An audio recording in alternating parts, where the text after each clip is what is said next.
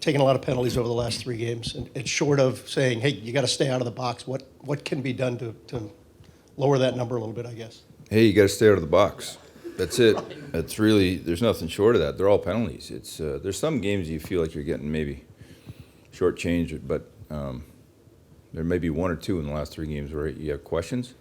But our sticks, it's check with your legs, keep your sticks on the ice, and that's what we've done poorly here and taken way too many penalties. How has it impacted your ability to get consistent with your lines and roll things the way you want to? Yeah, it breaks all flow, and you see how the games go. If we get 5, we generally get 5 power plays. That's just kind of how the league works. So it breaks up the momentum and kind of your rhythm on both sides of it. So it's, you'd rather have fewer so you can get more guys involved, and you take 2 or 3 power plays or get 2 or 3 power plays in a row.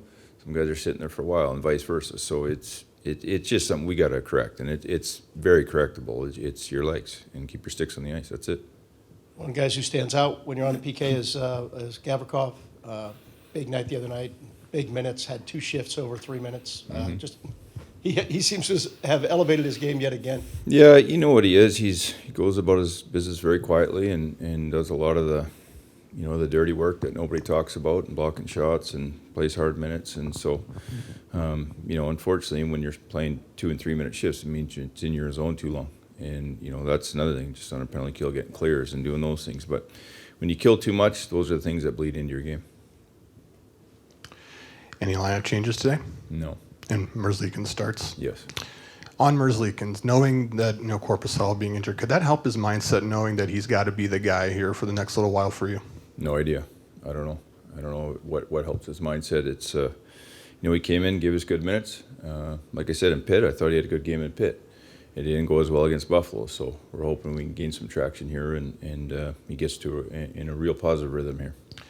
And on tonight's opponent, how much of a talking point is the Kings 1-3-1, especially with some of the younger guys that may have never seen that before? Is that something you have to focus on? Well, we haven't seen it lately. Washington plays the same thing, very passive 1-3-1. It's you got to be real sharp there, and they sag their D. He's almost sitting in front of the goalie, so they use it. It's like a penalty kill. They go 1-3 across the blue, and then they sag that guy. They try to get you to dump it to the goalie, and they use that D to get first touch and get going. So, some things we've already talked about, and try and break that. Tim BERNI's gone in and plays 3 games in 4 days. Just seems like he's been pretty steady at the start. Is that what you've seen out of him so far? Yeah, three real good games. So his first game was real good. Second game a little dip, but third game right back at it. So he looks confident. He looks poised. When you go over the tape again and watch him, there's little subtle plays when the pressure's coming. He doesn't just throw it. He's willing to take the hit. He spins off checks, and he's real competitive. He's like I said, when we talked to Vogues in Cleveland, he was spot on with how he's been playing there, and he's translated very well here in these first 3.